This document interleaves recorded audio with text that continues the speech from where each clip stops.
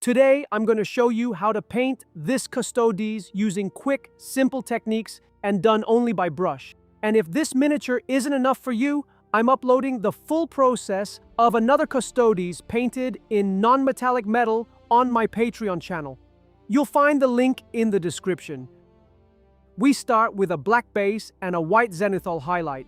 You can do this by spraying white over the black primer or by using an airbrush. Next, we use Quick Gen Old Gold. Apply it with a well-loaded brush, covering all surfaces. Every 3 or 4 brush strokes, reload the brush so you can apply enough paint for it to self-level properly. If you notice paint accumulating too much in certain areas, remove the excess with a dry brush. This will prevent unwanted texture and volume.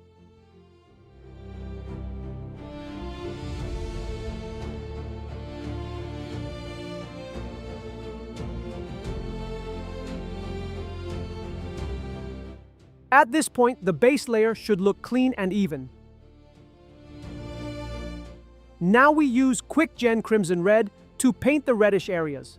The application method is exactly the same as before.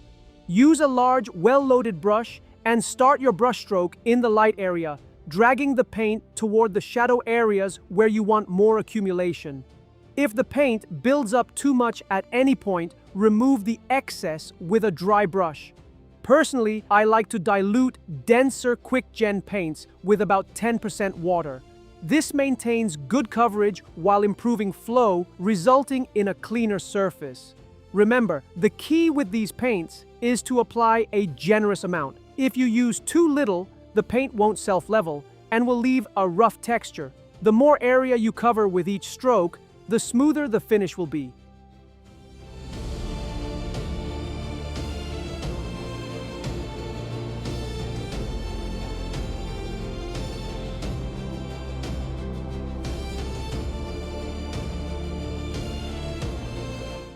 Now we have the red base coat ready.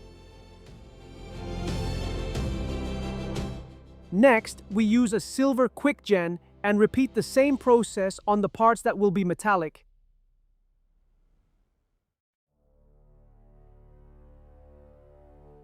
Now we use this color with a very discharged dry brush.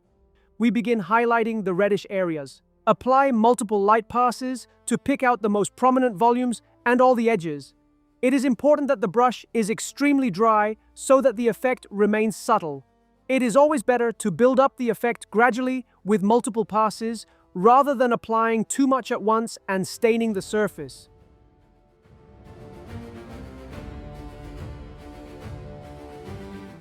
Now, we add brown rose to the previous color to create a lighter tone. We repeat the dry brushing process, this time focusing even more on the most prominent volumes. When applying this step, be careful not to press too hard with the brush. Even with a very dry brush, too much pressure will deposit paint in areas you don't intend to highlight. Speed is an important factor in this process. I don't worry too much if some areas get slightly stained. With all the layers and techniques we'll apply later, those imperfections will gradually be corrected. In my opinion, one of the keys to fast painting is not to overwork areas that are not very visible, and instead focus your attention on the parts that draw the eye.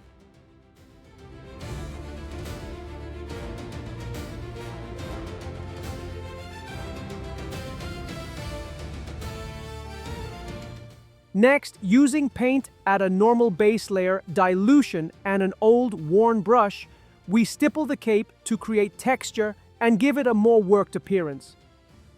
At this point, the reddish areas already look much better. Now we use this brown shade from AK to apply a wash over the entire miniature. This step helps unify everything and reinforces the shadow outlines, making the details more defined. We avoid applying it to the cape and instead cover all the other areas completely. I've added about 10% water so that it flows well without losing its properties. Just like with the Quick Gen paints, it should be applied generously.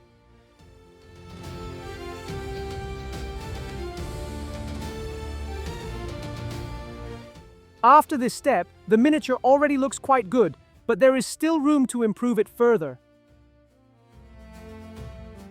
We mix silver and old gold to create a color that will help us highlight the gold. Apply it with a very lightly loaded dry brush, without applying too much pressure, focusing on the main volumes and the raised edges. To avoid staining flat areas, try to position the miniature so the brush moves against the edge.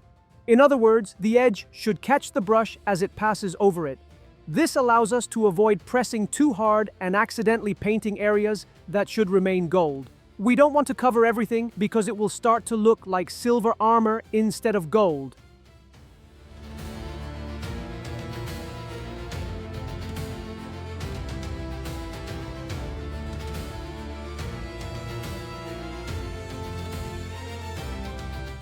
Next, we use this quick gen to apply a base coat to all the leather areas.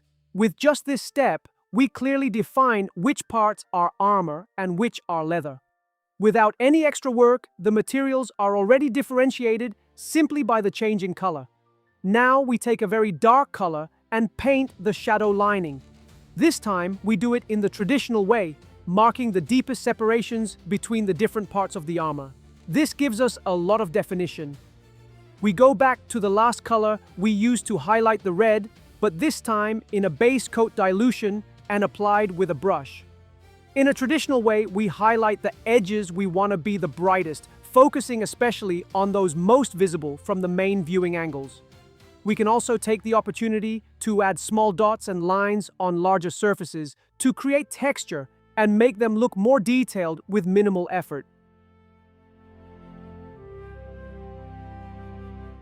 Now we use a very dark color again, this time to paint the gems. This helps separate them clearly from the armor. Then we paint the lower part of each gem with pure white.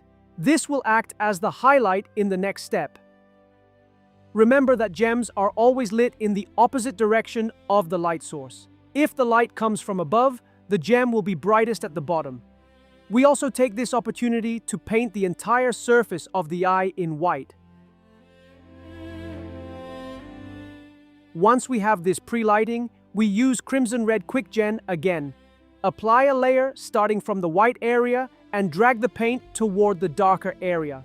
With this simple step, we simulate the natural lighting of the gem. We also use this color to repaint the reddish parts of the armor. Then we use pure white again to add a double dot on each gem, simulating light reflections. To enhance the effect, we apply a layer of gloss varnish. We also apply it to the red areas of the armor to give them a different material finish that contrasts nicely with the gold.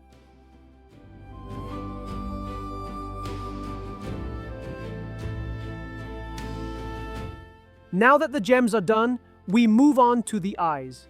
We start with a base coat of fluorescent green.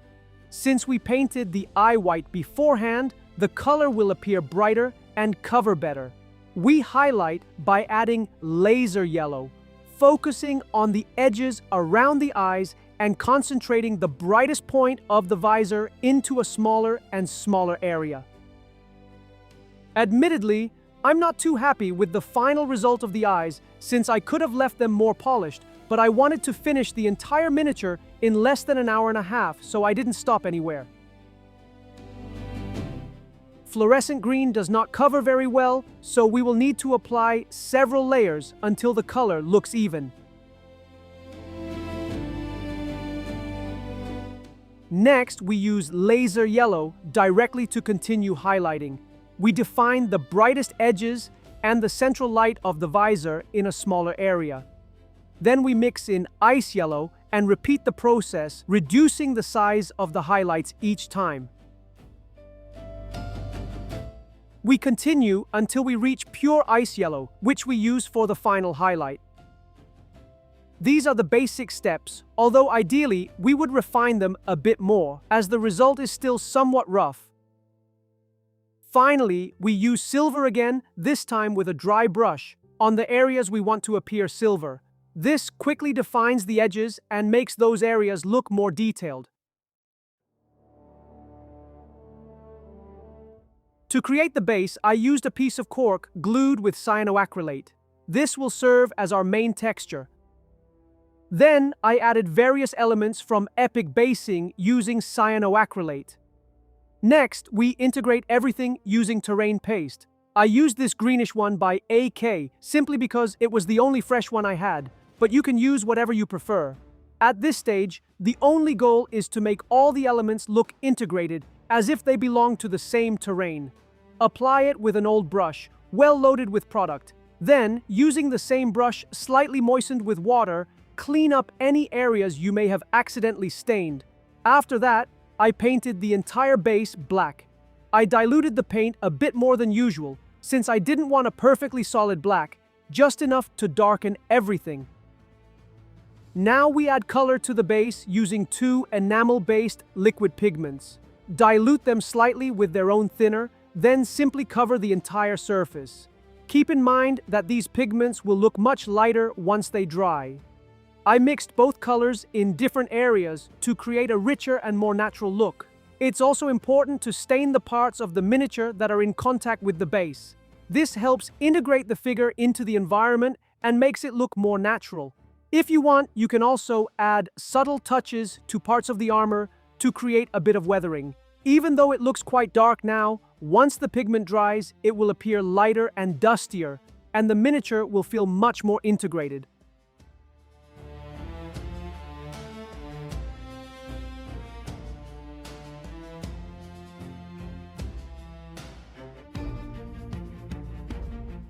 Next, we take a very dark color and apply a dry brush over the entire base, and also over the areas of the miniature that touch it.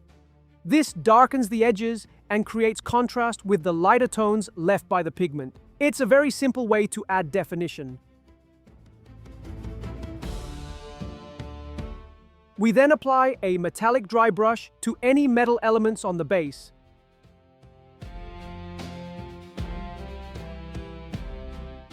After that, we use a wash to darken the recesses of the terrain.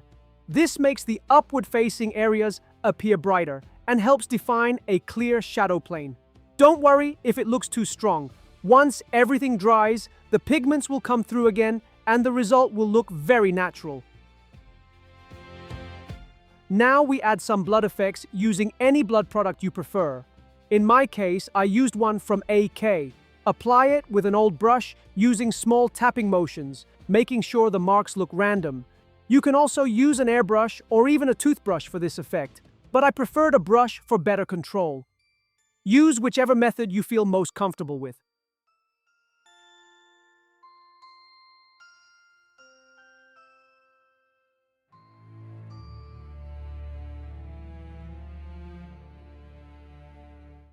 And to continue enhancing the dirty effect, this time we are going to use a brown ink in a very controlled way to generate a type of oil stain.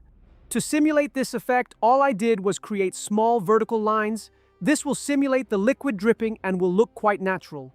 I have used ink instead of another products since the ink provides a slightly satin finish. Precisely that satin finish will greatly enhance the feeling that it is some type of oil. If, on the other hand, you use a much more matte brown, it will give the feeling of rust. Although we all know that the armor of the Custodes does not rust. But you never know, so that the lines are thin and the appearance of dripping oil is more believable. We have to try to exert very little pressure with the brush against the miniature. This way the lines will come out thinner.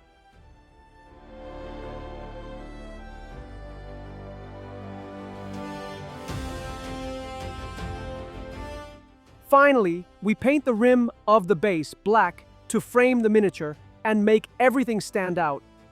And that's the final result. A Custodes painted in under an hour and a half. If you liked it, let me know in the comments. And if not, maybe just keep it to yourself. Having said all that, I'll stop rambling on now and I'll see you in the next one.